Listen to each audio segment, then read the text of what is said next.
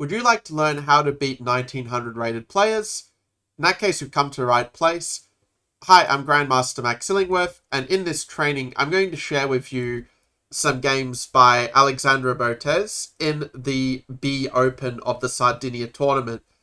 This was a really great performance by Botez, where she was playing mostly against players rated around 1900. We see here in the first round she was playing 1776. And yeah, she basically won with 8.5 out of 9. A very, very impressive performance. And I think that it's going to be more instructive and more inspirational for you guys to see basically a player sort of maybe closer to your own rating, playing and winning against these players. Because if I just showed my games, be like, well, you're a Grandmaster Max, it's easy for you. But I think seeing how a player who, she won't be rated for 1900s for long, but, who was rated in the 1900s, I think it's going to be a more reliable model for you to follow in some respects.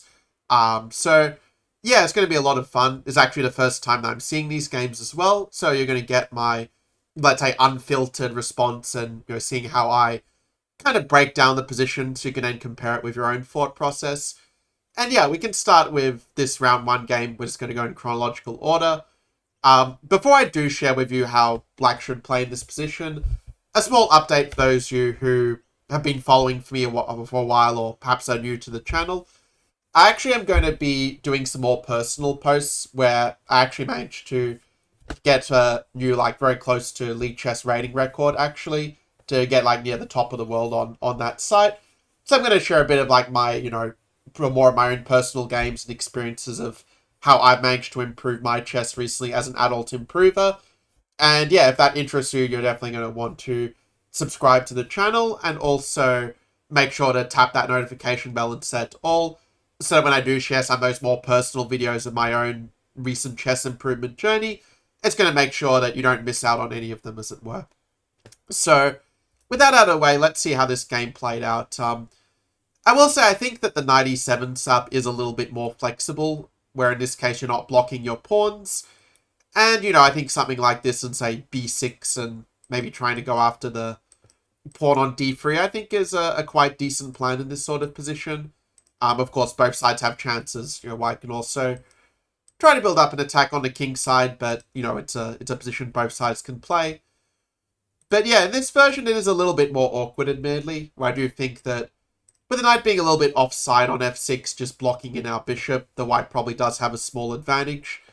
The move 97 by Botez looks a bit ugly, but it actually does have a certain logic that you are stopping white playing e5 and forcing him to come up with a different plan. It's, I think, a reasonable instance of prophylaxis in this case.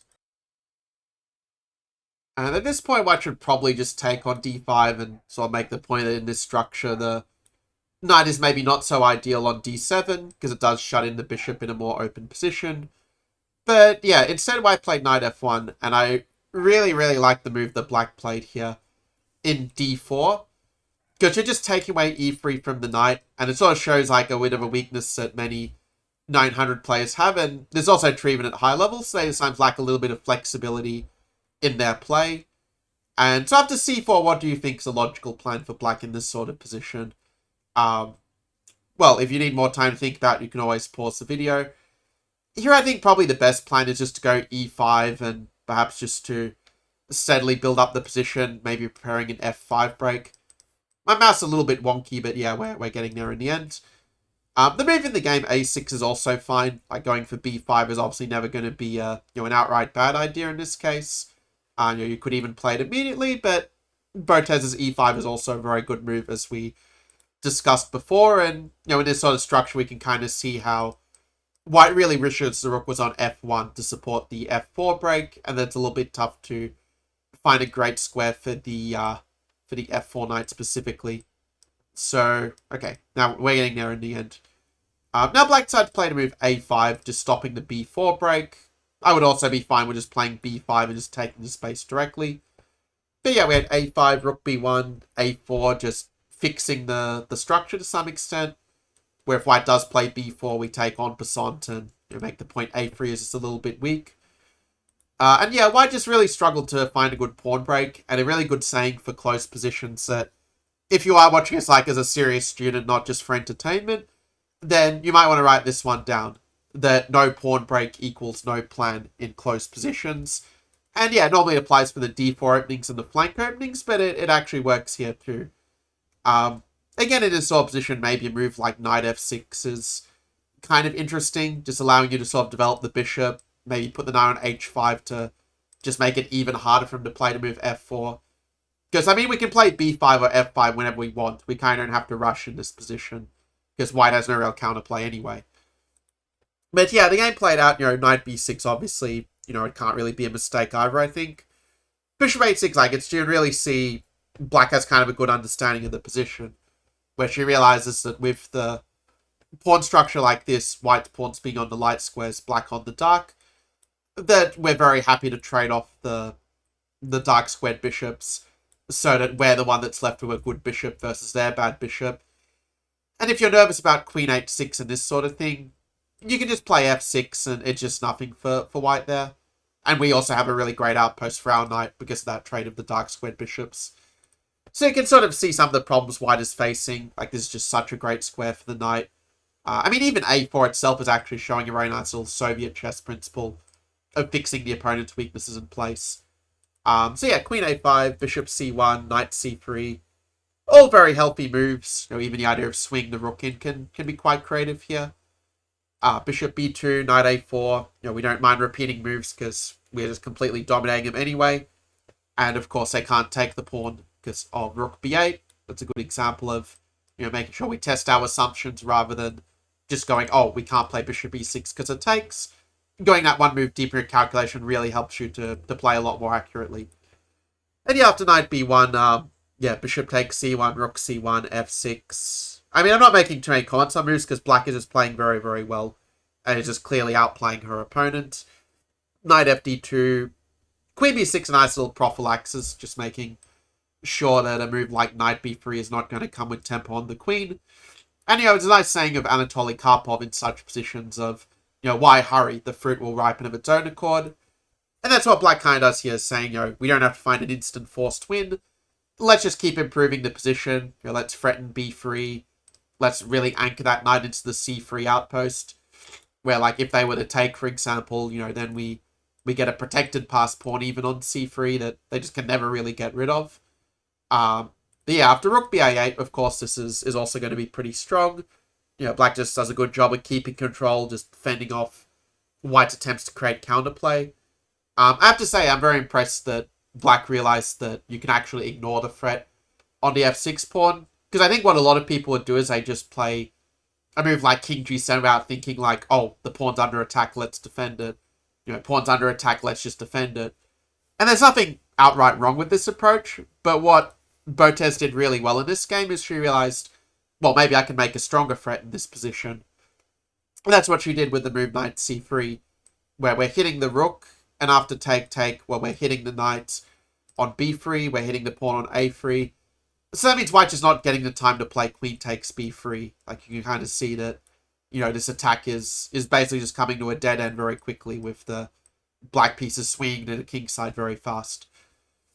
The game ultimately ended queen c2, knight b4, very nice tactical vision. And yeah, at this point, with the rook a1 move, black just takes a knight and will be able to catch the pawns with the rook and with the bishop. And therefore, white resigned here. So yeah, it's true, like, black took maybe a move or two in the opening to sort of get her bearings, but after that, she played really quite close to perfectly. Like, I think the accuracy shown is one that even I think a grandmaster would be fairly happy to play this sort of game. Even though it is true white didn't play that well, but you can only, play against the opponent's moves, not, what they could have done. Anyway, let's move on to the second round game. And yeah, I mean, also another reason I kind of picked this topic is, like, not just because of the, topical aspect, but I think it also just, like, really feels good to kind of see people who are, like, doing a lot of really good things in the chess world, sort of having good results of their own, like, on the chessboard. Like, in this case, Botez, but also, like, Nakamura and some others as such. I mean, Gotham Chess might be the internet chess teacher, but I think we can, just as equally say that, the Botez sisters are the internet chess entertainers as such, because, yeah, actually, I haven't watched that much of their content, but what I have watched, I always found, like, really enjoyable. Like, it always put me in a really good mood, actually. And yeah, actually white found a very nice move in this position where, again, if you want to take a moment to pause the video and just kind of find your bearings in this Benko Gambit position, then you can certainly do so. But yeah, I'm going to assume that at this point you are curious to see what the way is white get a big advantage, because I know the Benko Gambit's a system that a lot of players find very annoying, actually. Like, I know for me, like, until I was rated maybe 200-300-ish FIDE, the Benko was my worst performing system to play against as a d4, c4 player. And I mean, let's say if you play some moves like, rook e1, and let's say white plays just a couple of maybe slightly inaccurate moves, you can already sort of feel how black is actually getting quite decent play. Like, you can bring the knight to b5, trade off this knight, and just have this really strong pressure against the pawn on b2 and the pawn on a2 as well. Yeah, white's objectively better if you ask the computer, but it's not the easiest for white to defend in a practical game. And in fact, the Benkos opening up had very good results with myself with the black pieces. I think when I first got to like 2900, 2950 plus splits on chess.com, the Benko was my main opening against d4 at that time. But Botez, yeah, handled it very, very well with the move of a4. And basically white's dream in this position, we kind of saw before how, black wants to have the play down the open files and put pressure on the pawns. So white is just going for a light squared blockade to avoid that. Where, let's say if we can get a rook on a3, for example, and then play like knight b5, knight d2, knight c4. Once we get a setup like that, black just doesn't really have a great way through. And if you are wondering, by the way, why we are playing rook a3, like let's say if, for example, you have like a position like this. If you play knight b5 immediately, the problem is black will just take and just win a piece with the pin on the a file. But when you play a move like rook a3 first, and granted it's maybe not the absolute best move here, but it's still a good move, you can kind of see the difference in this version that, knight b5 they can't just take because the rook is now protected as such. So, in any case, in the game, black played knight g4, and, well, his idea was to try to get the knight into the d3 outpost. And white, yeah, played the move f4, which I don't think it's the most precise here. It does slightly weaken your king in the long term. But it's not an awful move by any means either. I just think that a move like knight b5 might be a bit more precise. Maybe black was intending to play a move like c4 and try to get the knight to d3. But I can also have some disadvantages where, admittedly in this version, the weakness of c6 and d4 is probably not so applicable, but you can still play f4 and, take the pawn, and you are going to be up a pretty solid pawn in a position like this, let's say. So anyway, the move f4 is still not a terrible move by any means. And with the move b3, I guess at this point black does actually have pretty decent compensation where, admittedly, white didn't win this game because of the opening. But yeah, rook fc8 is kind of a good example of I guess a principle I actually should probably call the Illingworth principle, because I've sort of been teaching it to people for over a decade now, and I can't think off the top of my head of anyone who has come up with this principle before, like who has mentioned it quite a lot. If you do know someone who's mentioned this principle, do let me know in the comments below, as I'm curious. But basically the Illingworth principle I'm calling it is, if you are playing a move, let's just call it move A, in order to prepare another move, which we're going to call move B, then you should ask the question, can I play the move that I'm preparing immediately? So can I just play move B directly? And if black had asked this question, I think he would have found a good move in the move of c4. Where after bc4, queen c5, you are sacking a second pawn, but you are going to get it back with rook fc8. And then you're also able to attack the a4 and e4 pawns a lot more easily. Yeah, they can play knight e3, but then knight b6, and you are still going to get back one of the pawns and have good compensation for the remaining pawn from there. Also, actually, another possibility black could go for, and this is why tactical vision is so important in chess. There's also actually the option of playing takes, and then the move rook takes a4, and using the pin on the rook in this way. Probably why I was just going to play bishop b2 and, say that you are threatening this and this. Yeah, I will admit this rook d4 defense is a little bit computerish. Like, it doesn't really look like it should work, but yeah, computer thinks that you're still doing okay here, based on the fact that the sort of open nature of white's king does, kind of give you decent compensation with, ideas like the rook coming in, knight c5, or even just taking the b3 pawn for that matter. But I will admit this is a bit of a difficult point, even for I think a strong player to appreciate immediately. Because bishop c3 just looks so counterintuitive. Whereas c4 at least is somewhat thematic for the position. But yeah, rook f8, now the difference is that if black plays c4, we can... And by the way, this is an example of the comparison method for those of you who are currently working on improving your chess calculation. But what the comparison method means for those who need an explanation is that it's basically comparing two similar moves or two similar variations to notice the difference. And the difference is if you play b4 now, well, black would be able to take and then take on a4 and have some good counterplay in for the pawn in this case. Whereas in this version, we just meet bishop c3 with bishop c3. Like, the exchange doesn't really make sense when you are not getting back your pawn as well, as it were. And, the connected passes are very, very nice for white. So black kind of realized his idea of rook c8 had sort of failed a little bit and played knight b8. But yeah, once you get this knight towards c4, you just have an iron grip on the position. Knight a3, knight b4. Bishop b4 is not a necessary move, but it's not a absolutely terrible one either. Like, white is still much better in this position with the knight versus the bishop that is kind of just hitting air. And actually, looking at this position, the first move that came to my mind was to play the move h4 and just start the attack on the king side, given that there's no counterplay on this side of the board here. Botez took a few more moves to kind of figure out this idea, but, white does have full control. Like, you can afford to be a little bit patient here, and, at this point she did recognize the strength of the idea of h4. If you want to go e5, that's also a plan. It can often work as well in the Benko. We're just going to just grab the space and cut out their bishop. But yeah, h4 is, of course, very thematic and, well-known AlphaZero style idea. Queen f3, just keeping things defended, keeping the control. If you are concerned about queen b7, the problem is that white just goes knight a5 and simply wins the exchange. So that's not of any consequence for black. Well, only bad consequences, let's say. So black played rook f8, white played f5. I mean, f5, I think I find the move h5 a bit more flexible. Like, you're just able to kind of weaken the black position, like, without sort of giving up some good squares or giving up on the e5 break.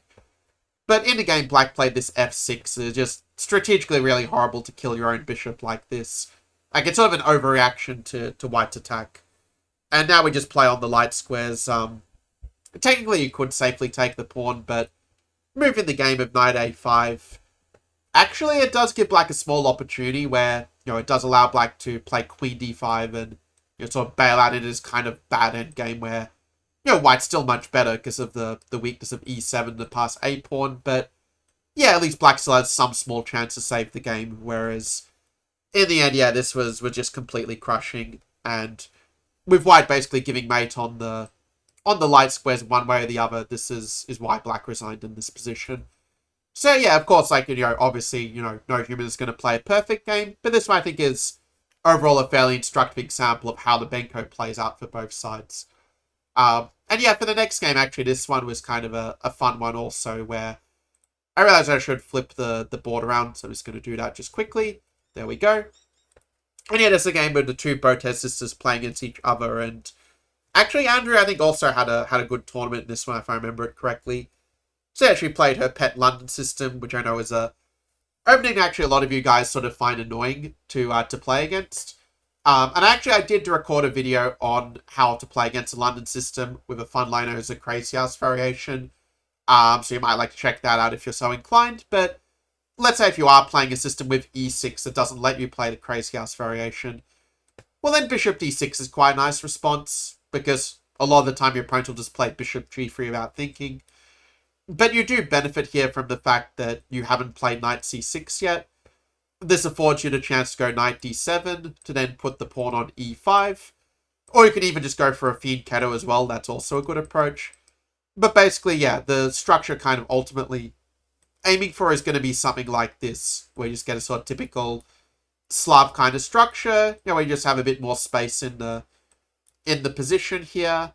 Queen e7 or queen h5, the choice is yours. But yeah, just like very, very healthy position for black with a bit more space and not a whole lot else going on. Of course, white's position is playable as well, like you're not going to win by force against the London, but this is about as good as you can kind of ask for, realistically speaking. But yeah, black played knight c6, and after bishop g3 castles, bishop d3 b6. Those of you who followed my content for a while will note I am like one of the leading experts of the London system for white, at least in the online play. And so it is true that the move e4 is probably the most promising path for white. But okay, something you might actually notice with these games is like, okay, it's true that, Alexandra Botez has improved her openings a bit with this tournament compared to some of the previous ones, but it's not like the reason why she's winning. Like, she's sort of winning more due to making better decisions in the middle games, essentially. Yeah, Queen 7 is actually quite interesting compared to the move Bishop B7, which is a bit more standard, where you go like knight E7 and end up maneuvering your knight towards the E4 square, which is quite instructive. But yeah, Queen C7, I think it's not a mistake either by any means, and you could argue that, one advantage of this approach is that you open up ideas like A5 and being able to trade off their light squared bishop, because without the light squared bishop, it's much harder for white to get a successful attack on our king in general. But yeah, the move CD4 was played, which is, this is actually not such a bad approach either. Like, it might look like it's a mistake to weaken the dark squares, but actually moves like knight h5 are a legitimate way to defend your king. You can sort of maneuver, you can kick the knight away of f6, and, the black position is actually quite robust in that instance. So, quite an impressive understanding, I think, for, especially for a player like Blow 2000, like, this is, quite impressive, I think. Because even this sort of plan, I didn't even notice it really existed until, like, a few years ago, and, I've been a Grandmaster for quite a while, let's say. But yeah, Bishop f2, I think, both players have been playing quite well. Queen e2 also a good prophylaxis against Bishop a6. And I say a good prophylaxis because you're also playing a good developing move you would want to play anyway. Knight h5, I also like this move. Just kind of preparing that plan of moving the knight out of the way and playing the move f6. The reason I like the move knight e7 a little bit better, in case you guys are wondering about that, is it allows you to play f6 without worrying about any annoying sacrifices on g6. And that theme actually comes up in the game, where after knight a6, a4... yeah, maybe I prefer the move of castles as maybe a little bit more useful, but okay, a4 not an awful move either here. But after f6, yeah, it's probably at this point white maybe got a little bit optimistic, where you probably should just bring the knight to g4 and just kind of play chess. It's a normal position where maybe white can argue because of the slight weakness of black structure that white has a tiny edge. But, the game goes on from here. The move knight g6, well, I mean, the fact that I sort of mentioned as a difference, I think already tells you already how, like, tempting this possibility is for white. But it turns out it just doesn't quite work in this case.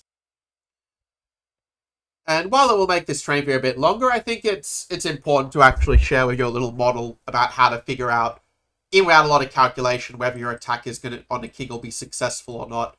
And if you are, like, taking notes, like, with a notepad, this is something you're going to want to write down for sure. But basically, when determining whether you're going to have a successful attack or not, it really comes down to 4 key factors. The first of these key factors is having more attackers than defenders. And I'll also talk about, by the way, like, which of these factors apply and don't apply in this position, just to help you consolidate it. But let's just list the factors first. So the first one is having more attackers than defenders around the king. The second one is weaknesses around the king. So that's not just weak pawns, but, like, let's say a lack of pawns as well. The third type of advantage for a successful attack is having the initiative. So that's having a flow of threats where the opponent is forced to defend perhaps in not the most ideal sort of way. And then the fourth type of advantage is having a space advantage around the opponent's king. Now, if we kind of go through this list here, we can sort of see that, white does have, black does have weaknesses around the king. These pawns are kind of missing. And yeah, white has a little bit of space, like it's not much of a space advantage. You'd much rather the pawn was on e5. But okay, you could say maybe you've got a little something. But you don't really have any sort of immediate threats here as white. You don't have any initiative. And you don't really have more attackers than defenders, because right now it's just a knight and a bishop and a knight around here, and a couple of other defenders as well that are maybe not the most relevant, but they do, add up a little bit, let's say. Now, it is true white could play a move like queen g4 and try to bring the pieces to the attack, and that's probably what white should have done here. But black can defend with knight e8, and, the queen can come to the defense, and, it just feels like white's not really getting through in a position like this. Like, you really wish you could almost, like, take your own pawn so that, the rook would come in the attack decisively, but, yeah, that's just not a thing in this instance. You're not allowed to take your own pieces in chess. Anyway, I'll show you how the game concluded, just so you can see how white turned her advantage into a win, because I know one of the main things that a lot of you viewers and a lot of my students kind of struggle with, and this is sort of a universal struggle actually, is that of how to convert the winning position into the win. And that's especially frustrating and tilting, I think, for many of you as well, when you know you're winning and you let it slip out of your fingers. And so I want to kind of notice just the energy of which black is playing. Like, she's not just playing passively saying, oh, I'm just going to be a piece up and the game will win itself. But, she's playing this move of e5, and yeah, maybe it's not the top line of the engine, but it's very easy to kind of play black's position after this, where you've got the pressure on the white center, your bishop isn't stuck, the bishop's coming to life. And yeah, it just makes your life a lot easier when you sort of are able to play a winning position almost as if you are just like playing normal chess, like just following good chess principles, play in the center, make sure all your pieces are doing something, all that sort of thing. Castles, 97, very, very good calculation, and I've said it quite a bit of my content, but often good chess is just about seeing all the little tricks in the position. Yeah, after d5, bishop e5. I mean, the rest was pretty clear-cut, like black just up a piece for nothing, and maybe in a different environment, white would have just resigned, but okay, she played on a few more moves, hoping maybe for some sort of miracle, but yeah, black's up 2 pieces, and white did resign from this position where, king is pretty clearly getting mated in due course. So yeah, very nice game by Alexandra Botez here. And yeah, I mean, also from white's point of view, you could see that she was also playing quite well until this knight g6 was sort of the turning point in the game, you could say. Alright, let's look at another example. This will be the round 4 game, and I do realize that maybe I should have, like, turned this, like, objectively speaking, maybe I should have turned this into, like, a paid course, like how to beat 1900s, because it probably would have sold quite well, but yeah, happy, just to, give you guys some free value so that, whatever your situation, you can still benefit from, from my resources to some extent. Now, after knight bd7, I personally really like the move of knight h3, and just kind of putting your knight on f2 is, I think, really very harmonious. And if you're wondering why knight's better on f2 than on e2, well, for one thing, you're not blocking in your bishop can develop quite easily.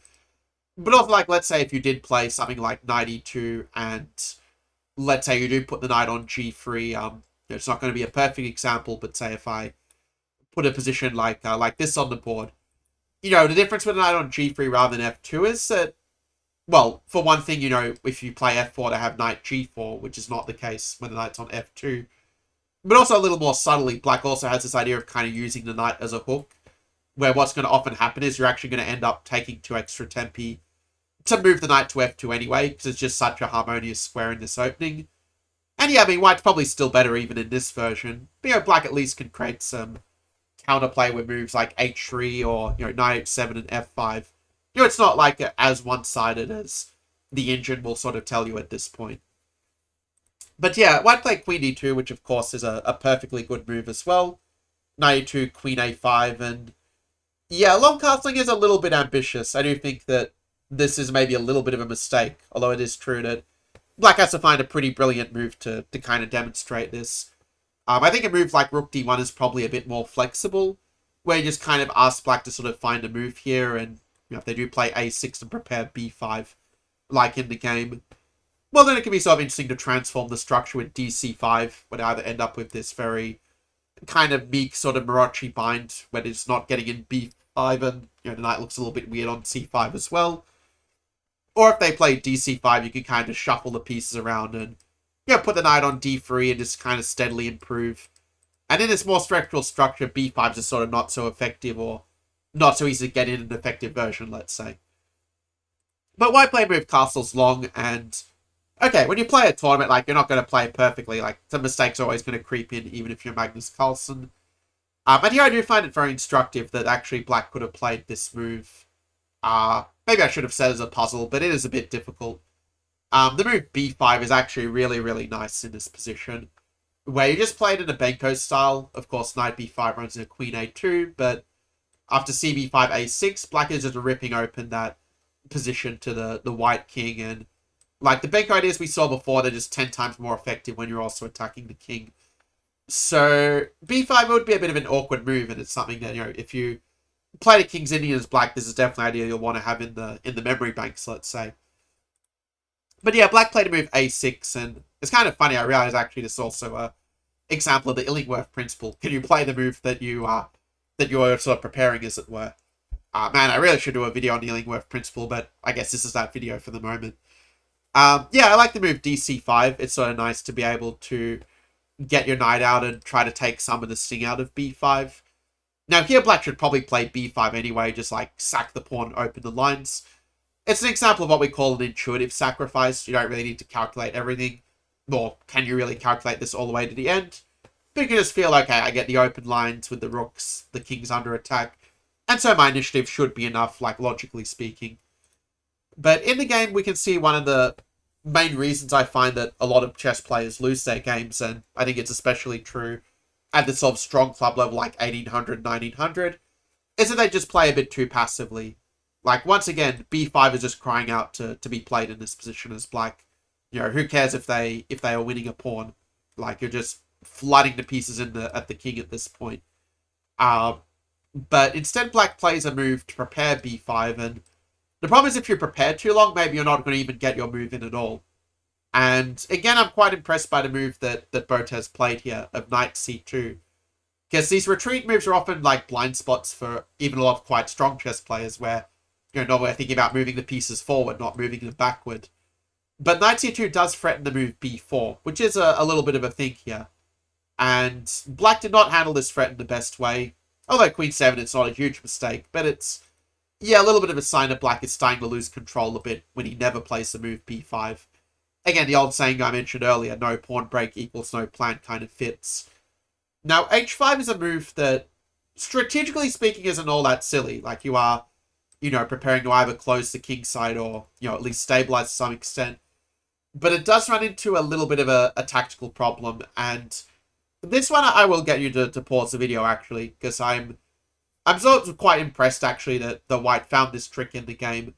But it's also true it does come up a lot in the Eve probings, like the Sicilian Dragon, which, if you put this pawn on c2, it's kind of similar in a way. But, yeah, I assume that you've either paused the video and, are wanting to know what the answer is. Or alternatively, you just want me to tell the answer directly, because you're watching this more for entertainment, perhaps. But the key idea is this move of e5, checking, can we play the impossible move in this position, or, if you like, sort of our dream move, as it were. I think it's a point that the late GM Miron Sher kind of made this point to his students, that if you sort of figure out what is the dream move you want to play in the position, you can then focus on finding a way to make it work. And in this case, we see that after take, and g5, that white does win a piece with this attack on the knight, which is, after all, the only pieces defending the bishop as such. So white wins a piece, and I won't really go through the game in too much detail. I do realize that the topic of converting in advantages is a valuable one for you guys, but it is true we have a lot of other games to get to as well. I will say I'm a little bit surprised that black did go rook fd8 and, at least try to create a bit more of an imbalance that might give you some more swindling chances, because does take a little time to kind of coordinate the rooks in this case. But queen f2 was played, and then it kind of gets a little bit easier for white. Like, f5 is definitely a sort of move that, like, it's sort of a sign of impatience in a way, like, oh, I'm down a piece, I have to do something. But the best chance to hold here is just to kind of just play solid moves and ask white to kind of, prove a breakthrough in a sense. Because with f5, you're just weakening the black king quite a lot here, and white exploit it very, very poignantly with rook g1. So rook bd8, queen g5, again, very, very well calculated with the attack on the rook. And realizing, of course, that rook d1 can be met with bishop takes d1, keeping our bishop safe. Queen h2, queen g6, and yeah, everything just floods in. Bishop h5, rook e7, rook d1, and because of the mate threat of rook d8, black just resigned here. So again, we see a similar pattern. Maybe white didn't play the opening perfectly, but she handled the middle game very, very well, like hardly putting a foot wrong here. So a very impressive game. Like, you can sort of see the sort of breakthrough in black's play. Like, it's not like she just had a good tournament, let's say, but really a very qualitative difference in the play. Now, this game against Alexandra Becker, this was in round 5. White playing a bit of a harmless opening here, and Black just plays in a kind of Grunfeld style. The move 94 is a move I would probably previously have assumed to be just a small strategic mistake because of the fact that Knight can sort of get traded off. But, well, it turns out even I'm learning something here, because actually 94 is not so bad in this position if you follow up with sort of the pressure on d4. It actually does kind of make sense. Although I would say I would probably start with the move c5 and, maybe just be a little bit more flexible and maybe play 94 more as a middle game move, maybe more than an opening move, if that makes sense. But after 95, we do have ideas of even going c5 at this point, but Black played a move f6. F6 is a little bit of a weakening move. Like, it's sort of a good question here to ask, well, what's the follow-up after they retreat the knight? Because if we don't have a follow-up, then maybe we shouldn't weaken our position like this. I will say, like, to White's credit, he did slightly strategically outplay Botez in this game. But I'm very curious to see how Black actually managed to win it. So I can see that this was actually a pretty long game here.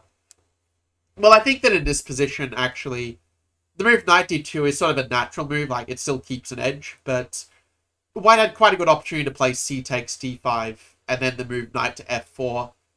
Sort of where you just ask this question, where are the weaknesses? Well, e6 is a weakness. The bishop and the knight can also be kicked away. And in that case, it's actually very hard to find a good retreat for the knight. Because let's say you play bishop c8, for example, or just some random move, as it were. White can even just play knight at d5 directly, actually, because takes and the bishop c4 is going to win the queen. So that's sort of where the tactical awareness really helps you a lot, even in these quieter sorts of positions. It's not like we should just go, just because it's a positional game, we switch off the tactical radar. But like say if king h8, we can also see here that White's basically winning a pawn by force as such. But instead we had knight d2, and this sort of allowed Black to try and sort of reduce the damage a little bit. Bishop h6, I guess she realized knight f4 is a bit annoying, even though it's a bit of an overreaction. But at least she was thinking about what White's threat is at least. But f4 is just I think a bit of a strategic mistake. Like giving the e4 outpost is not really ideal here, and White should probably just go knight e4 and just switch to a more positional approach, like going knight c5 and just again exploiting the weaknesses in Black's position in this way, with I think a very serious advantage. Like, I think if White finds this approach, there's a good chance he wins the game. But after f4, this sort of bought Black the chance to at least stabilize a little bit with take f5, and White's still better, of course, but at least you have sort of got rid of some of the problems of the position. Like, you play e6 and things are a bit more stable. So e6 and computer really loves the idea of playing for g4 in this sort of position. Just a very thematic way to use that sort of break and just get some play on the king side to work with. Black should still be able to hold, but it's also clear that only White can really win in that case. Whereas White, you can see with rook c2, they're sort of really struggling to find a good plan. Whereas Black, this move bishop f8, it might not be the top engine line in this exact moment, but it's also not really a critical position. Like, a lot of moves going to be reasonable here. And bishop f8, I think, strategically makes a lot of sense. Like, you trade off the white bishop pair, where if they do take, well, then their bishop is kind of biting on granite a little bit as such. White played bishop b2, trying to keep the bishops, but then a little bit sort of inconsistent, decided just to trade them off anyway. Whereas, if I was White, I probably would just keep the pieces on and, revert to this g4 plan as mentioned. But bishop c3 was played, take, and b6 is a kind of a bit of a subtle weakening. I think here I would just kind of keep the structure solid, and maybe I would start thinking about preparing g5 myself as Black. Like, if White's not going to play g4, well, maybe we should go for beating him to the punch here in a sense.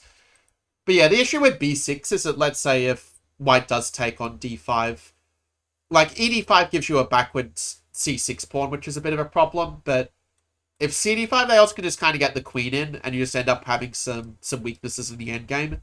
So it's a subtle point, but you have to be a little bit careful about making these sort of pawn moves in these sort of strategic middle games, because every pawn move is going to weaken at least one square in your position. But White, kind of missed the opportunity and sort of allowed Black to kind of, get a reasonable sort of position once again. You can see Black is basically aiming her play against the move b4. which is not so effective when black now has the control of the A file, as it were. So we continue with this shuffling, rook c7, knight d7. Now black has a pretty healthy position. Like cd5 is not so much of a problem now when the e3 pawn is a target and we have the development to keep our pawns safe. White ends up playing b4, pretty consistent move, take, rook c7, and yeah, with the move of b5, white is, clearly trying to create some weaknesses in the black structure, but black does have some reasonable activity to compensate for it. Like, for example, cd5 might positionally look really good here, saying that, these pawns now become isolated. But the flip side is that the e3 pawn is also a weakness, and that kind of offsets things a bit in this case. Well, white played rook b5, black played queen to a3. A little bit of a tricky move here, trying to set up a fork with this pin, with this skewer technically. Yeah, the game went rook b3, black played queen to a2. I mean, at this point, position is still roughly equal, like both sides' weaknesses are kind of evening themselves out here. Unfortunately, rook c3 is a bit of a blunder. Like here, you should probably just admit the mistake. Play queen c3 to not let the black queen invade so easily, and yeah, the position probably will be a draw if both sides continue to play well from here. The problem with rook c3 though is there is a bit of a tactical opportunity, and I'm kind of curious to see actually if you guys find it. It's black to play here. So if you need more time, of course, you can just pause the video. So the answer is that actually Botez found the first move. She found this queen d2 hitting the weakness on e3 and snap queen e1 ideas as well. But after bishop f1, actually she missed the follow-up in this instance, where in order to win, black needs to find this move of knight to c5, just excommunicating the queen and the rook, as it were, so that after dc5 we do just win the exchange and basically win the game, because if they do play like queen to b8, yeah, we just take the pawn with check and we're laughing in this instance. But yeah, knight c5, that was the key move. Actually, it turns out the rook's just completely trapped on c3. It's quite remarkable, actually. I think, yeah, if I sort of go through this whole game, the video is just going to be a little bit too long, so I'm going to kind of just leave it at that as, this was the way which black would have won directly. After I moved king to h6, black kind of lost, most of her advantage, and, she still went on to win anyway. It probably helps that, white played a move queen c2, which ends up being a bit of a blunder here, but, yeah, basically, it would just be a bit long, and I think we're probably going to learn a bit more from some of the other games, is kind of my feeling. So, yeah, this next game was one that did feature, Botez's one draw of the tournament. So yeah, actually in this game, I have to say that, black showed some quite nice preparation, where rather than playing the move of c5, which is, we saw in the previous game is a bit better for white. If they play a6, we could still go like rook d1, dc5, and, just kind of play chess in a sense. But instead, yeah, black played the move a6 and went for this move of b5.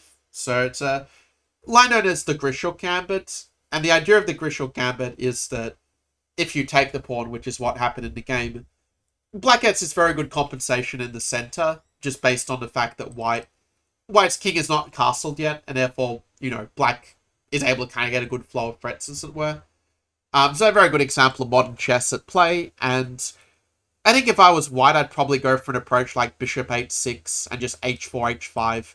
I would even sacrifice the pawn on c4 and just really go for the attack. Apologize for my arrows being a little bit wonky, but yeah, we got there in the end. And also in a lot of positions, you have moves like knight d5 as well. We could try to trade off the knight and add a little bit of sting to that h4, h5 attack. I mean, black should be okay, but it's true that white's the one who is pressing for the moment.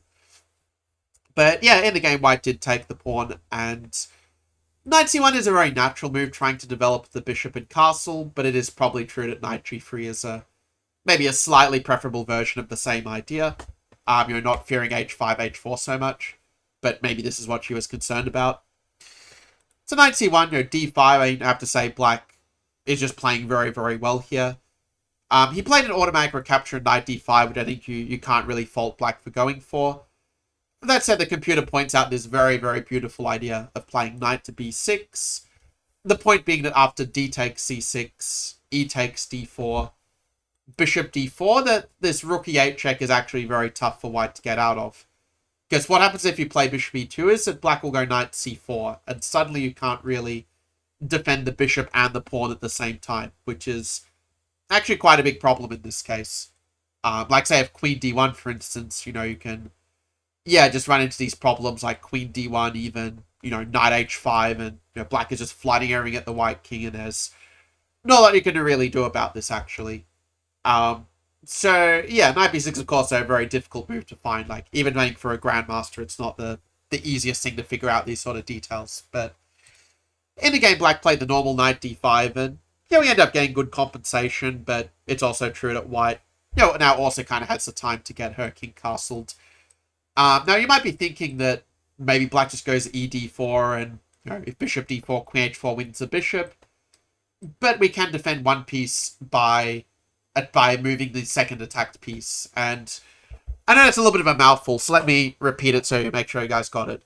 So basically, the way we can often defend against the opponent's fork, and this is a very common blind spot in people's calculation, is to move one attacked piece to defend the second attacked piece, with bishop to f2 in this case. And I mean, both sides are going to be fine here. Like, white will just give back the pawn and, just play an equal endgame from this stage, as it were. Equal endgame doesn't, of course, mean a draw. The game is still going to play out. But, it would be a different situation there. Black played the move rook a4, sort of trying to lend a bit of strength to e d4. But even though black gets back the pawn here, I do think that after bishop f2, white is probably a bit better just for having the healthier structure. We can play like b3, knight d3, and just have a very stable sort of blockade. Like, one thing I've kind of found, like, sort of, I've noticed that what often distinguishes my really good chess performances from my bad ones is that in the good ones, I'm kind of just able to keep control of the position, just not give the opponent any kind of easy counterplay or easy ideas, and so go for this almost like Python or boa constrictor style of play. Whereas when my form is bad, I'll sort of be allowing all kinds of tricks to the opponent, and they'll just, be kind of just overwhelming me almost with different tactical ideas. So it's something that you guys might also like to consider as, let's say, a dimension of your own play. Because bishop g5, it's forcing, but forcing doesn't automatically mean good. Because black kind of wants to play queen b6 anyway, and, now we do kind of wish we had the bishop on d2 to some extent. So black's position is quite good once again. Black played rook a8. Maybe I like the e file a little bit better in this version, just to, have a bit more scope. Because in a way, like, having the rooks both on the a file, like the a8 rook, is maybe just a little bit superfluous in terms of its mobility. But I realize this is a bit of a minor point. And also after b3, we see that white is, defending the a2 pawn with the queen in this instance, which is kind of important. And for the rest of the game, like, black, is still doing quite well here, and, move like knight c5, and threatening knight b3 might have asked some tricky questions of white, actually, but instead after bishop f8 first, bought a little bit more time to try and defend. No, I still think black's doing very, very well at this point. Like, but f6 is sort of an example, again, where, just these sort of little comparisons are sort of things that are kind of, let's say, obvious to masters players, but not always so obvious to less experienced players. You'd much rather play a move like h6 rather than f6, because, well, you're just not weakening your king anywhere near as much when you push the h-pawn versus pushing the f-pawn, as it were. Which is why often these AlphaZero ideas are quite popular, because they allow you to attack the opponent's king without severely weakening your own king in general. But there's also some tactics at play here where, with bishop h4, it turns out there's a very beautiful move of queen takes b3, queen sacrifice. Because if white takes, then there's rook takes, bishop e1, knight takes d3. And we can see that white just kind of gets killed in, with rook takes e1 next move. Whereas if you play queen b3 immediately, like, if you're wondering about this difference, well, we can see the difference here that, rook a1 and, rook c1 is going to allow you to defend, basically. And to black's credit, I think he saw this. Like, I think that's why he played f6. I think he was going for this sort of trick. But the problem is it's just not as effective now because the black king is so much weaker. And for the rest of the game, I'm going to be a little bit fast in going through the remainder of the game just to make sure we can do justice to the other ones in the time. So if there is some big opportunity, I will mention it. But at this point, we can sort of see black has made some moves that are maybe not the most precise. Like, king g7 is very natural, but it might actually be better to play it as a pawn sack, kind of making the point that the the white king would be very weak on the h file if white does take the pawn. That's just a very good example of being able to not just automatically react to the opponent's threat, but asking if you could actually ignore the threat. That's the thinking techniques that's at play here. So after king g7, f4, it's already a very tough position. Like, black probably already has to go knight c5 and, just try to take some of the sting out of f5, because gh5 is just creating too many weaknesses on the light squares here. Queen f3 was played. Knight c5 is a good defense, eyeing up some knight b3 ideas once again. Bishop f5 is a good controlling move, just keeping that strong bishop, keeping the threats on the pawns. King h8, queen d5. This is now winning for white, but white does have to be a little bit precise. And it was basically at this point, after the move rook b2, that, white, you could say, spoiled the win a bit, as she missed black's response of queen a5, which is sort of doing a little bit of a nice little pin against the bishop, as queen to the bishop, as we'll see here. And the rising ending, they played out for some moves, but it just simplified down where, white ended up winning back the pawn, and black's up a pawn, but it's doubled, so it just ended in a draw from this point after many more moves that I'm not going to play through here. But what white missed here, that's maybe what you guys are wondering. Well, let's make it a bit more interactive. Like, what would you play in this position if you're in white shoes? Because this position, like, it looks easy when the engine is turned on, but, like, there are a lot of complex tactics going on at this point. So, if you do need more time, as always, you can just pause the video. But, yeah, if you want to play a move like rook b1, that would also be possible, where, I mean, we kind of know from before that black's going to be relying on this queen a5 trick to try and stay afloat. But, I mean, here we can even just play a move like bishop e6 and just sort of have this really monstrous bishop pair advantage, because actually their knight doesn't really have a good square at this point. And if they do take trying to clear a square, well, we are hitting their rook as well as the knight, so we will win material there. So that's one solution. The engine one, which is a little bit less human to me maybe, but rook d1 also turns out to be really good, where you sort of make the point that, knight a5, you basically have like a strategically winning position because of how offside all the black pieces are, and basically all the roads lead to Rome here, let's say. And if they do play rook a5, trying to be tricky with, some exchange of the pieces. I mean, again, a lot of moves going to be good here, but probably the easiest just rook queen d7, get in that rook c8 check, and you're basically just going to either win material or, if they do play knight c5, yeah, you just give checkmate on h7 as well. So, yeah, so that was this game. Like, it was a draw, but it was one where both sides had their chances, and I think that, yeah, you can really learn a lot from these sort of games where there are opportunities for both sides coming up, as it were. That leaves us with 3 more of these games to go through. I did toy with the idea of turning this into a 2-part video, but, I sort of don't mind kind of doing this longer, more detailed content. I think that, those of you who are, let's say, do have some time to improve your chess and really assist improving, I think, do really appreciate the longer form content in that respect. So, for this one, yeah, we see a game where Botez goes for the French defense, playing this line with bishop d7. Yeah, this move h4 is actually a move I haven't really seen before. Just going for very AlphaZero style play. I mean, I don't think it's as good as just playing some simple move like bishop e2 and castling, but sure, it can be a way to try and surprise the opponent, perhaps. Though I do think after f6, I think this was a good reply, meeting a flank attack with counterplay in the center. And yeah, if I was going to play this, like, it probably makes more sense to put the bishop on b5 or put the bishop on d3 in this case. e2 is just a little bit of a passive square, and just these little subtleties in making sure that you put your piece on the most active square each time. That is something that can be a big differentiator between the 1800s, 1900s versus the 2000s and 2100s of the world. So black played fe5.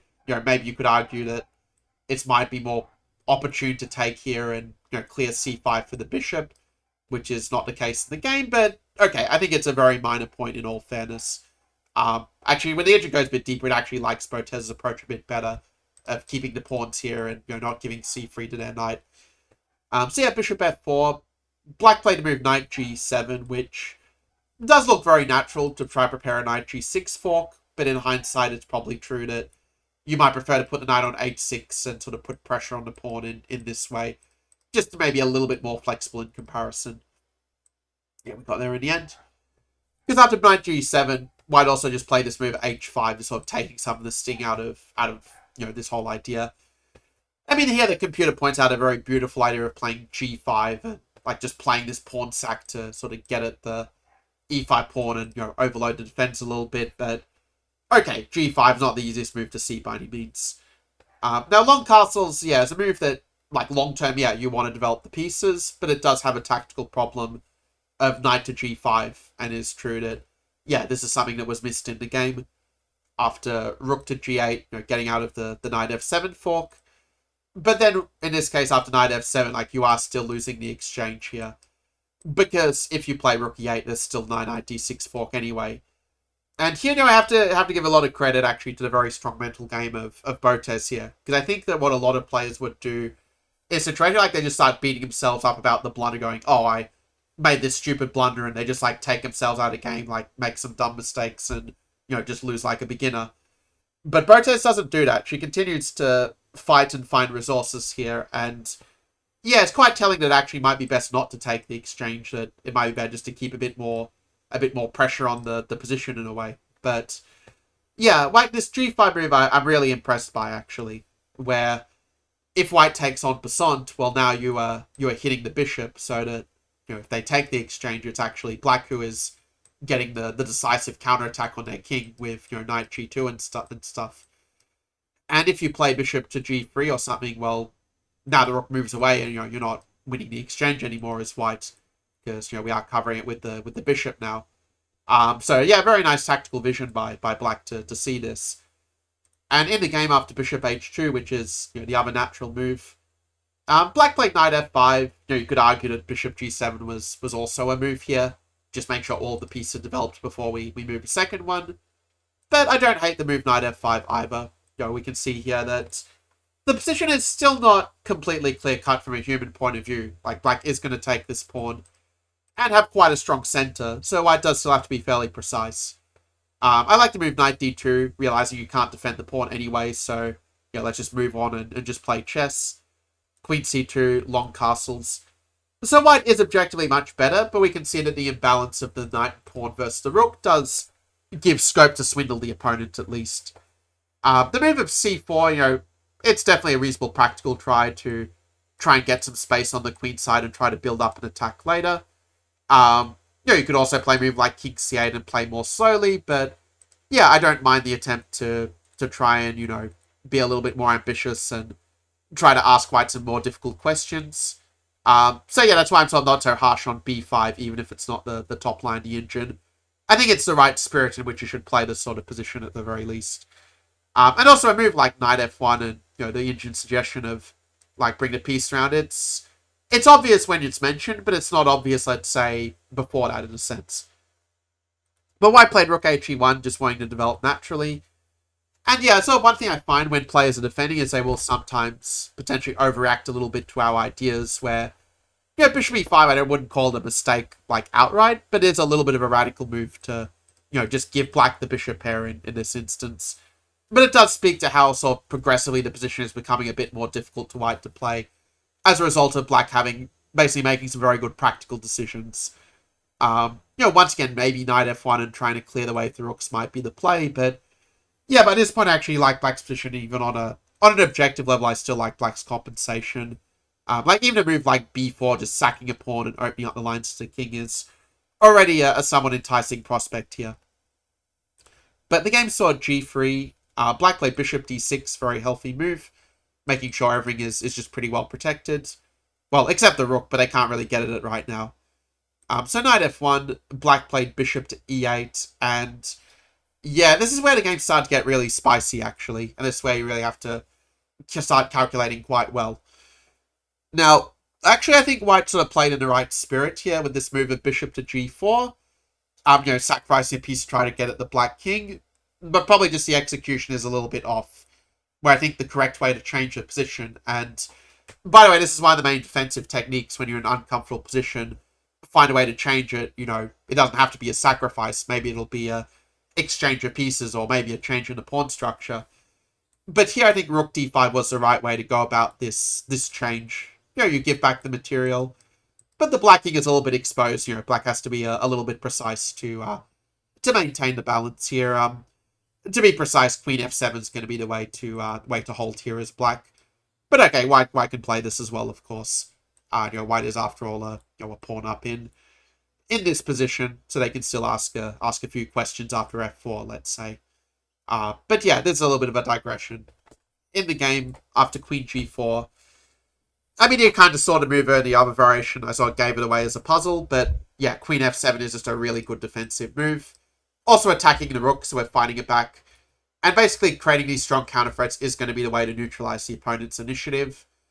Note that if rook F D to E1, that we're just going to kick the rook back, and now, yeah, we really are taking control of the game at this point. Like if rook E2, even a move like D4 and just bring the pawn in is just so strong here. So the game ultimately concluded rook E1, and again, going to fast forward a little bit just because, yeah, we do have some other games to get to. But overall, yeah, really liking black's technique, like realizing that, there are no ghosts to fear. We are covering the checks, basically. And after knight G3, rook G3, rook F1, queen to C6. Again, just keeping our ring defended just makes it much harder for him to get some fluke tactic. And once the queens come off here, you're just going to win, basically. So, queen C5, very good defensive idea to trade off the queens when you're up material and when they're trying to attack your king. Just makes your life easy, and after queen C7, there's just not a lot that white can really do here, because let's say you try to keep the queens on with queen H8, just bishop E5 just wins the exchange. And that's why white resigned in this position. So, yeah, very, very well played game. Like, especially, like, the mental game is just so on point with, like, making a mistake in the opening, but then, turning it into a sacrifice and, actually outplaying the opponent from what was previously a worse position. So, very, very nice, and also some good lessons, for how to play with these sort of imbalances in the position. Now, this next game between Botez against Molinari, this featured not the old main line of bishop to G5, but this sort of created bishop F4 approach that players like Alexei Sarana, for example, have been having some success with. Again, it's probably more precise to play maybe E3. It sort of appeals to me a little bit more than Queen C2, or... I mean, at least it's the move that I initially thought was the best one, but... I have to give credit where it's due. Like, Queen C2 is actually kind of an interesting alternative, just not letting black develop the bishop so easily. So it's something I might actually check after I do this recording to see if it's worth playing in some of my own games. But anyway, after castles E3, A6, we can say that black was reasonably well prepared. They found this idea of playing C5 and, getting this fairly standard IQP position where both sides are going to have their chances. Now, at this point, a more normal approach would just be to play, for example, something like knight to F3, knight C6, and, castles, like, just get the pieces out on squares and, just sort of play a very typical IQP position. Maybe the reason this wasn't so appealing in the game was perhaps, Botez felt the position like after bishop G4 and D4 would just be a bit too simplified, that, this would have a maybe somewhat drawish tendency, the symmetrical structure, as it were, and not really sort of like, bishop versus knight imbalance or something to create some chances. But it's probably true this objectively was the best way to play it. That being said, even though castling is a bit too optimistic, that your king does end up being a bit, exposed on down the c file, I do think that, like, when you're trying to improve at chess, it's better to push the envelope too far and at least kind of learn something from it than to, let's say, play too cautiously and in too much fear and not kind of give yourself chances in the first place. So, yeah, castling's a small mistake, but at least it's sort of, again, like, playing in the sort of way that will kind of help you improve your chess if you are willing to sometimes take those chances. But yeah, it is true after bishop e6, knight e2, knight c6. Black is doing quite well here. And, king b1's a pretty standard move when you castle long just to get off the open c file. You'll see a lot in open Sicilians as well. So knight b4 was played, queen to d2. And yeah, maybe it was at this point that black might have outsmarted himself a little bit. Where I think the move knight e4 is played in the game is maybe trying a little bit too hard to be forcing. Because I think that black sense that this position should be quite good for him somehow, but wasn't sure of the best way to prosecute the play. Now, I guess if you take and then play knight e4, maybe that's a better version of the idea in the game. Realizing, of course, that you can't take the pawn because of the bishop f5 pin, as it were. But Okay, even here, like, white's still got a certain stability with, like, the d4 outposts that, or even f4 as well, that will give white quite decent play. So I think here I kind of like this disruptive move of knight g4, just kind of asking white how they're going to defend the pawn. Because let's say you play knight to c1. I mean, this isn't just a one-move attack, because you do have ideas of bringing knight to e5 and c4. So there is actually a poor purpose to this. And, you also have ideas like d4, just trying to open up the position and try to get that white king. So it's not losing for white by any means, but I do think black has a pretty good position in a situation like this one, let's say. Of course, it's a game of chess, and, it will be a long battle from here. But yeah, this is how I probably would play it as black. Again, leveraging that c4 square especially. Whereas in the game, white was sort of able again to sort of achieve that stability, to achieve that control over the position. You could argue also for a move like a3 here, just, trying to grab a pawn. But I don't mind white's move at knight f4 either, just keeping the control and, saying you can always play a3 or knight e4 later in a certain sense. Well, not always, but at least, it's a possibility. So black goes queen e7. It turns out probably the best move is to go bishop c4 and just kind of sack the pawn, but have some play. But yeah, not the easiest thing to see in a game, let's say. After queen e7, actually, white did miss a pretty strong move. It's one that, I will admit, it's the first move that I saw in this position, because the pattern just came to me instantly. But I want to see if you guys can solve it as well. Like, what's the move that white should play here to gain a big advantage? And I realize it's funny, like when I said it instantly, you might be saying, well, it's because you have the engine on max. But, I can see the notation, and like when I was talking, I did think, okay, that move game's just bad because of this move, right? And yeah, the engine does actually confirm my thought process. Of course, when you are improving your chess, you shouldn't just be having the engine on for anything. Like, you should actually think for yourself. But yeah, with me as a coach, I can take a few liberties, let's say. But yeah, these jokes aside, it turns out that queen d6 is just very, very strong. Like, when you've got that open file, you want to find the penetration point for your rooks and your queen, especially the rooks, as it turns out. And also, I mean, queen knight e6 is kind of a threat. Like, it's not like they can just ignore this completely. And if they do take, I mean, now we have an example of the space disadvantage, which it's not a concept that I invented, but I'm probably one of the people who talks about it more compared to most other trainers. Where we realize that, a lot of squares have been left behind by the e4 pawn. We also have tactical ideas like rook b6 hitting the pawn and the knight. And yeah, I mean, if knight d3, this is kind of another good example of the idea of keeping control. Yeah, rook b7 isn't a bad move, but you are giving a bit of counterplay moves like d2 later on. Whereas if you play a move like king c1, like, maybe it's not objectively better than rook b7, like, both are similar in strength, but it just keeps that much easier control, as you can see. Like, if they play rook b8, we can just play like king d2, and their pawn is so overextended, we're going to pick up the pawn at some point anyway. And I know I've said this quote before by Karpov, like this Taoist quote, but it bears repeating, why hurry? The fruit will ripen of its own accord here. Now, you can take that to extremes and you can misapply it. It's something you should actually train rather than, just putting it as a bumper sticker and thinking you solve chess. But the principle and the ethos is definitely valid here. I realize it's a bit of a digression, but I think an important one for understanding how to prosecute your advantage, because I mentioned it before, but I know it's something a lot of you struggle with, this how to turn the advantage into a win. So that's how it looks like from my thought process, how I'd apply it in a practical game. Now, in the game, knight e6, you kind of... I mean, the knight is just sort of better than the bishop, sort of in that endgame that we saw. So that's why I'm maybe not so keen on that trade. I mean, maybe white also just miscalculated. Like, she might have thought initially that knight e4 was quite strong, and then realize that rook d8 is kind of a problem, that queen a4, b5, and you will run out of squares to keep your queen defending the knight, as it were.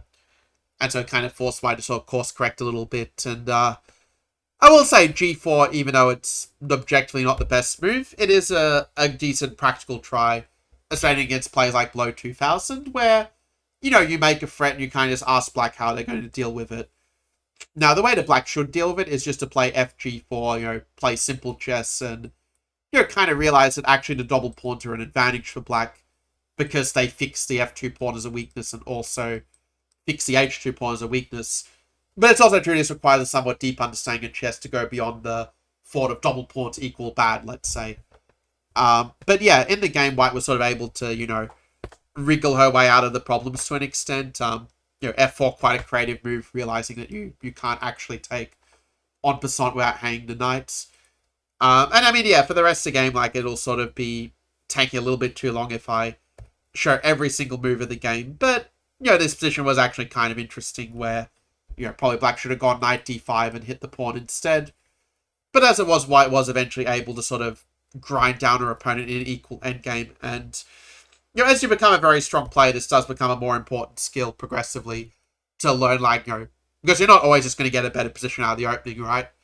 Especially with the black pieces. So it's definitely a skill of learning how to just steadily outplay your opponents in a sense. Now at this point, black did actually miss a very cool idea of knight d1 and hitting the pawn in this way. He ended up going for something very similar with the move knight d5, but again, this is going back to the comparison method calculation, but the difference is that after e4, now we're hitting the knight. If the knight had been on d1, you just take the pawn scot-free, but now it's not so easy. Where already you have to find this move of knight c3 and, go into this exchange of pawns to sort of hold the draw here as black. And even then, I mean, you could still ask some questions. Like, you can still, grab a pawn and say, well, okay, maybe the engine says a draw, but, I'm a pawn up and I'm going to grind it out for as long as I want to, in a sense. But unfortunately, knight f6 here is just a pretty big mistake. Even just e5 is going to be pretty strong here. Like, knight d5, rook c5, and you can sort of see the tactics is just all flowing here. Like, even knight c6 is kind of annoying in this case. But yeah, rook c7 was played, and, it turns out black can play to move king f8 and, just barely keep himself alive. But instead, he put the king on the wrong square, and after e5, just everything just fits like a glove for white. Knight d5. Actually, I'm kind of glad I'm covering this. Like, I realize it makes video longer, but it's actually quite instructive. Because here it turns out to be quite important to play to move rook d7 to kick the knight away and only then take the pawn. If you are concerned about the knight b6 counterattack, well, we have a counterattack with rook to b7, which then allows us to take the pawn, and we're up a pawn and we're winning because we also have some nice strategic advantages and activity to go with the extra pawn as well. Like, an extra pawn isn't always going to be enough to win the endgame, but when you add a couple of other things on top of it, it will be sufficient. Now, and also if they do play rook f8, like knight e6 is a good point as well, by the way, that we attack and defend at the same time. But in the game I played rook a7, I do guess that time trouble might have been a factor here. And once again, yeah, black should be able to hold this endgame. One point being that rook a3 does allow knight takes f4, which will keep the material parity. So white kind of has sort of outplay her opponent all over again in this case, and to her credit, she manages to do that. Where after knight e4, h5 is just what we would call a middle game move. Like, in the endgame, you want to be, trying to keep the position relatively solid and try to construct a bit more of a fortress when you get to this sort of late endgame. It's not like a sharp endgame we have some passed pawn on the other side for counterplay. But on the other hand, like, if they go rook a7, you do have rook f7, so it's not like white is, just winning on the spot by any means. And if black plays correctly, you probably can hold it, in fact. But h5 is just the wrong move order, where, now king g7 is just running into, like, the rook coming in. Well, actually, yeah, rook a7, and yeah, we can kind of see that, in a position like this, that, knight endgames are often a lot like pawn endgames, and, here the transition into a winning pawn ending will get the job done as such. Black in the game played knight e6 here, but the problem is that if you play rook takes f4, white just goes to knight f6 and basically gives a back rank mate, as it turns out. And after knight f4, king g5, black just can't really defend his weaknesses that well, where after the move rook f5, black could defend better, but white is kind of winning here in the long term anyway. But yeah, now the problem is that, they can't even take on e5, because we can then just go knight f6 and, either we give checkmates, or, king f8, knight d7 wins the rook. So yeah, even in late endgame, white is showing some very good tactical vision, and after knight d4, rook a8, of course it's going to be mate with, rook f8, knight f6, and rook f8, and this is why black resigned in this position. Yeah, I wanted to, make sure I covered, at least one of these sort of practical endgames in this training, because I do think that it's maybe a somewhat underestimated way of kind of being able to outplay your opponents, just having this really good endgame technique. And yeah, it's even just find those ways sometimes just like keep the game going, like just improve your position, so find a way to get their weaknesses or, show to the problems of their king safety if they, if there are enough pieces on the board to exploit it. All concepts that, of course, you're not going to master in one video, but at least we're able to address a lot of the key ideas in one example. Now, we have the final round game where I don't know if Botez already won the tournament with a round to spare. Like, it wouldn't really shock me, honestly. I think actually she might have, in fact. But, yeah, in this game, I decided, okay, I'm playing against a player who is obviously playing way, way better than, 1971. So let's just play some sister opening and try to play solidly. When the move c5, black now transitions into more of a close Sicilian defense, where in this case you kind of wish you had the pawn on f4, not blocked by the knight on a strategic level. But white tries to make something work and, goes for this setup where... Well, let me ask you this. White wants to play the move d4 and occupy the center. So what do you think would be a good response here as black? So in this position, there's actually a few decent plans for black. For example, I've actually played the move rook b8 in some similar positions, just going for the standard b5, b4, and creating counterplay in the center. Because here you're kind of making the point that d4 is actually not that big of a threat. Because you do have bishop g4, and you can put quite considerable pressure against the d4 pawn with all of your minor pieces in a sense. Well, not all, but like the knight clears out of the way for the bishop to attack. That would be perfectly fine, but actually the move I think I like the best of all, although I will admit it's pretty close here, is Botez's move of e5, just transitioning to this sort of Botvinnik formation. And yeah, in the pre-computer era it was thought the knight should be on e7, not f6, but modern ninjas have shown there's actually not that big of a difference between the two squares objectively. Like, you can still play like h6, bishop e6, and gradually prepare like the f5 break or even some play in the center. That's a setup I normally go for when I play these sort of systems as black online. But yeah, basically knight e8 was played. It's not an amazing move, but it's not awful by any means either. Like, black's still, of course, going to be completely fine. And, there is a certain merit to clearing this very clear pawn break of f5 and f4. And also, you might notice, like, in the first game, we kind of saw white playing this inappropriate, like, rook e1, knight f1, and the knight just being really bad on f1. We kind of see that theme come up here as well. Like, even if knight e3, like, still f5 and the knight does become a potential target for a later f4 and the kingside attack, as it were. I will admit I did come down with, like, a little bit of a cold just, like a day ago. So if my voice, like, sounds a little more nasally than usual, that's probably the reason why. But yeah, the move knight h4 is a move I find a lot of players, like, below, say, 2-400-ish to 2-500-ish will often play, like, just going for the move f4 very single-mindedly. But I think knight f4 is a little bit of a strategic mistake here. And that's one reason that is that you're not even really threatening to play f4, because black will take, and of course gf4 hangs the knight, but if bishop f4, g5 is winning a piece. So if you can't even get in the move f4, then the point of knight h4 is maybe lost a little bit. I mean, I'm guessing he probably just didn't want to allow f5, just thought f5 looked really scary.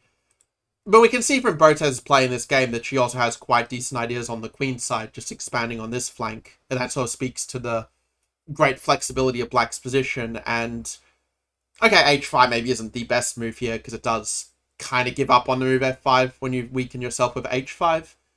But, okay, I think that something else that should be mentioned in this position is, yeah, the d5 square might technically be a hole, but, how is white taking advantage of it? Let's say if you just play an improving move and they go knight d5, well, you just take and make the point that, white structure is now just very inflexible. And, if they do play something like c4 trying to lock things up, well, you just have a free ride to just, expand as much as you want on the king side, and white has just absolutely no counterplay. Like, I know when I was a junior, you had this slightly paranoid fear of, oh, they might just tie up the board and make a draw, because that's what, like, a few juniors would try to do against me. But now with, like, stronger engines, we can kind of realize that, okay, there's no objectivity to this kind of fear, let's say. But it is something that I kind of was a thought into my head when I was, like, 1800 to 900. So I thought it, might be something some of you guys also, like, wonder about in your games. Like, well, can I just clock it up and make a draw? But, yeah, usually it's not an objective concern. I will admit BC3 probably isn't the best move. I think you do want to keep that space advantage and just keep the tension, because I mean, later on there might even be some position where we might play a move like B3 and just make the point that A4 is quite a big weakness. And when you take, you sort of lose that flexibility and kind of give white a clear plan now that the position opened. Bishop A3 is kind of biting on granite here. You probably just want to put it on D2 instead, where you defend the pawn and support F4 in the middle game. But Bishop A3 was played, not really where you want to put the bishop. Position is still pretty close to equal at this point. Both sides just trying to subtly maneuver and try to get some chances.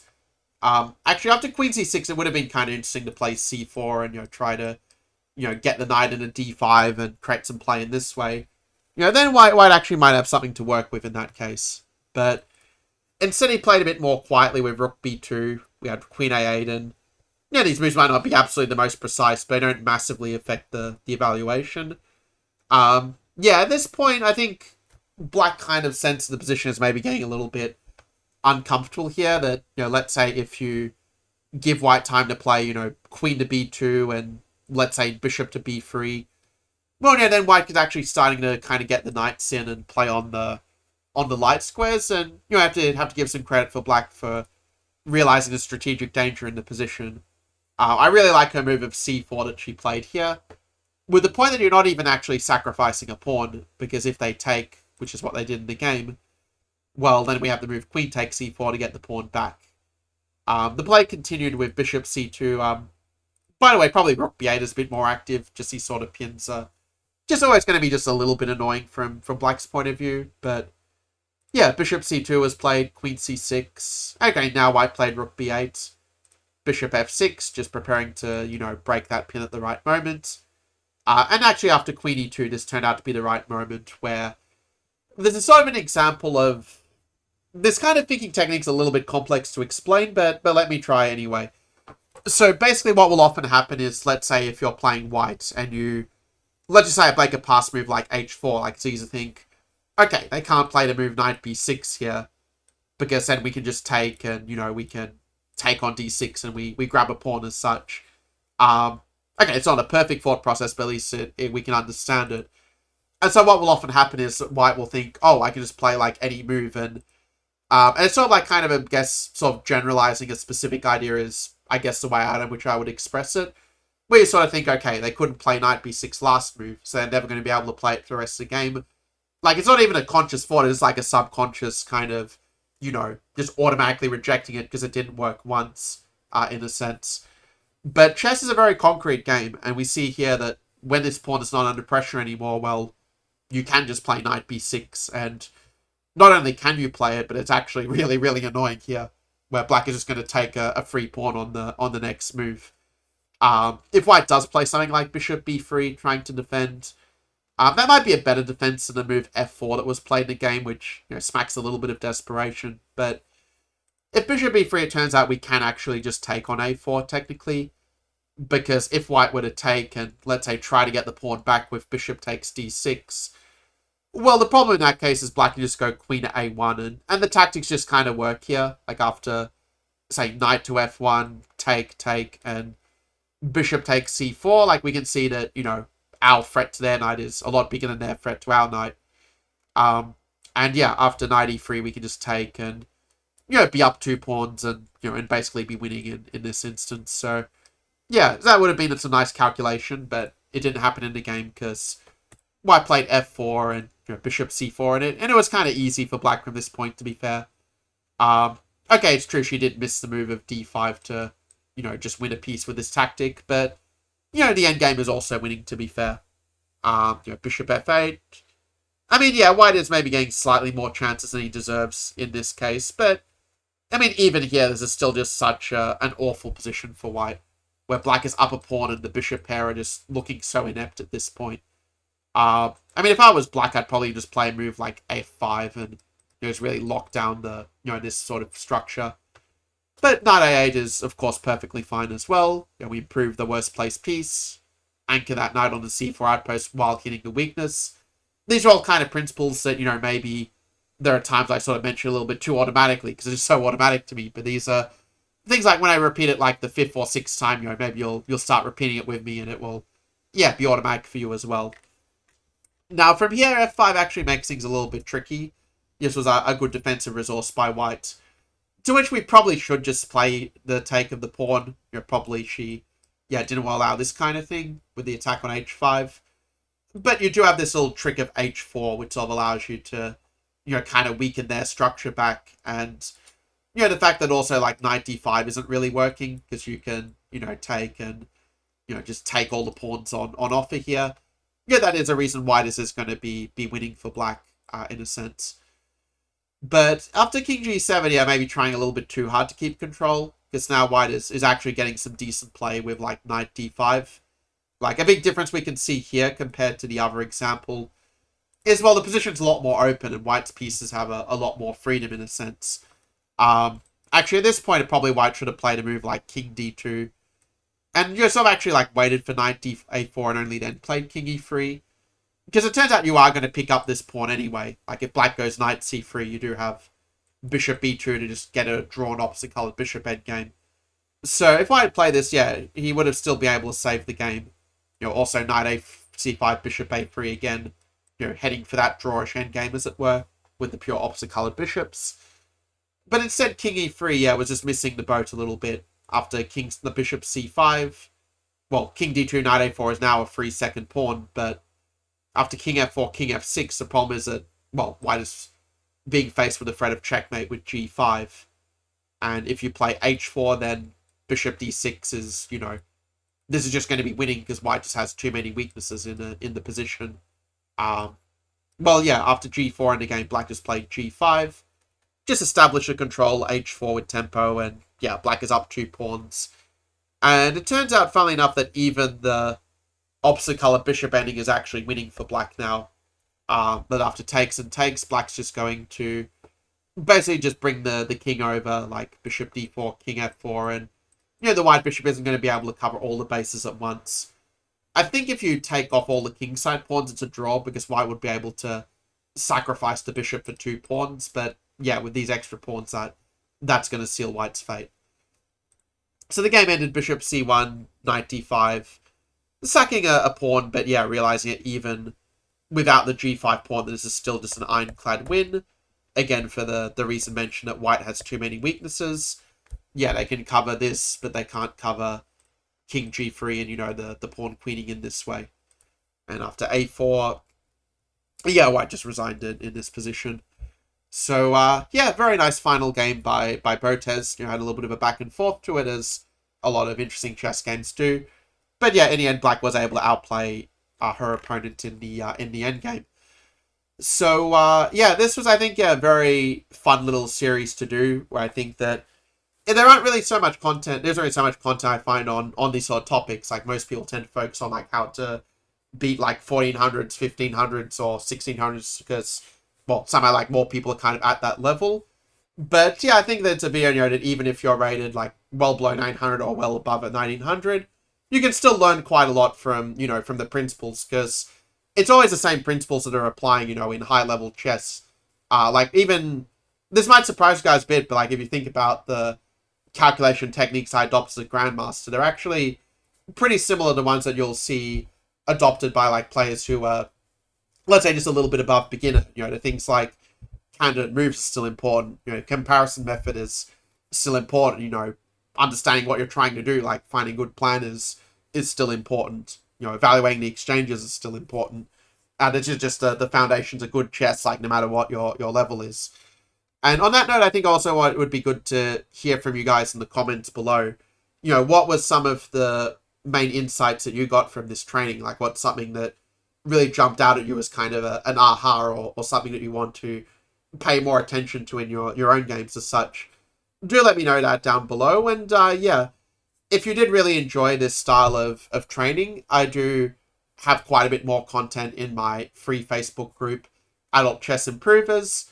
And yeah, by the time you've watched this training, I might also even have some, like, potential other offers as well. But yeah, you'll see all of that in the group in any case. There's no need for me to, yeah, spoil things too much at this spot. But yeah, I hope that, you found this training really valuable. Congrats to those who made it all the way to the end. And yeah, I will see you for the next training in due course. So until then, take care.